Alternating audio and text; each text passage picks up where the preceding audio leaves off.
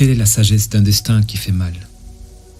Répondre à cette question est d'une importance capitale, car la réponse peut justement révolutionner une personnalité, étant donné qu'elle apportera du sens à l'épreuve.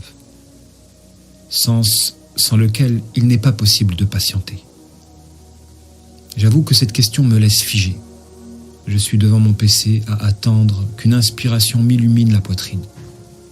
J'entreprends de raisonner par l'absurde en exposant les différents cas de figure pour ensuite éliminer un à un les impossibilités relativement à mes convictions en la toute bonté divine.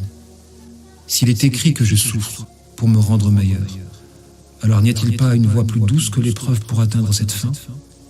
Me chuchote cette âme rebelle qui tente de jouer ses dernières cartes pour me corrompre.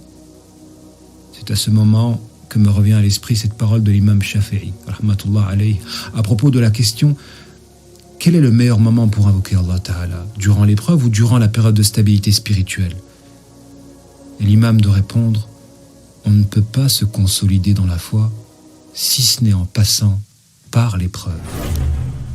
Alors là, tout s'est éclairci dans ma conscience. J'ai vu dans la douleur quelque chose de purificateur, car en vérité, jamais sans cette dernière, je ne serais personnellement revenu repentant vers mon Seigneur, étant donné qu'il est impossible de tendre complètement vers Allah par Allah dans ce bas monde. Je m'explique. Il est nécessaire effectivement de chercher les voies intermédiaires légiférées comme l'adoration ou les amours fillah. Et à bien réfléchir, l'épreuve est une voie intermédiaire comme une autre, sauf qu'elle a cette particularité d'être de contrainte. Quand justement Allah a pitié de nous et aspire consécutivement à nous faire revenir vers lui par la contrainte de la douleur, quand nous, dans notre liberté, nous avons cherché, sans en mesurer la gravité, à le fuir par l'entremise de nos péchés. En fin de compte, avoir mal n'est pas si néfaste que ça, si grâce à la douleur je parviens à me réformer. Et donc celui qui fait mal n'est pas si méchant que ça si par sa punition il aspire miséricordieusement à me corriger. Ceci dit, il existe deux réactions vis-à-vis de la douleur: l'acceptation et la rébellion. La rébellion vis-à-vis de l'épreuve mène à la colère contre le destin et donc à la mauvaise opinion vis-à-vis d'Allah Ta'ala. Et ce jusqu'à le nier pour ensuite s'associer à Satan qui n'attend quant à lui justement que notre souffrance pour nous attirer vers la mécréance moyennant notre incompréhension de l'épreuve.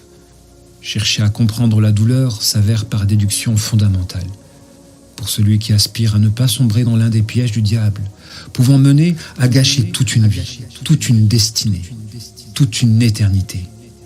Je sens que cette réflexion veut me mener vers le sujet de l'amour fillah. Et je ne sais pas encore pourquoi. Sans doute parce qu'il existe différents types de douleurs et que la douleur suprême réside dans cet amour fillah brisé, à travers lequel Allah Ta'ala veut ressentir notre passion à son endroit, comme ce fut le cas pour Jacob, qui plongea dans un profond désarroi à la perte de son fils bien-aimé. Mais à bien réfléchir, est-ce vraiment la perte de Joseph qui lui a fait autant mal ou la crainte de sa déviation? Car pour un croyant, il n'y a pas de douleur supérieure à la désobéissance vis-à-vis d'Allah Ta'ala. Mais hélas, on est bien loin de cet état. Alors dans sa sagesse, Allah peut nous éprouver ici-bas en nous faisant vivre par l'une de nos relations passionnelles ce que nous lui faisons vivre par notre trahison quand nous lui désobéissons, de sorte que nous comprenions par le vécu et non plus seulement par la simple théorisation. Il y a des gens dont l'amour nous est imposé par Allah, non sans raison. Il y a des gens dont l'amour nous est imposé par Allah. Ceci étant, la plupart des gens ne voient pas Allah derrière leur amour, car ils n'aiment pas en lui, mais avec lui. C'est-à-dire qu'ils aiment d'un amour qui prend fin dans la créature, de sorte que cet amour s'opère au détriment de l'amour fillah. C'est-à-dire qu'il éloigne d'Allah Ta'ala, alors que l'amour fillah est censé être un amour qui nous rapproche de lui.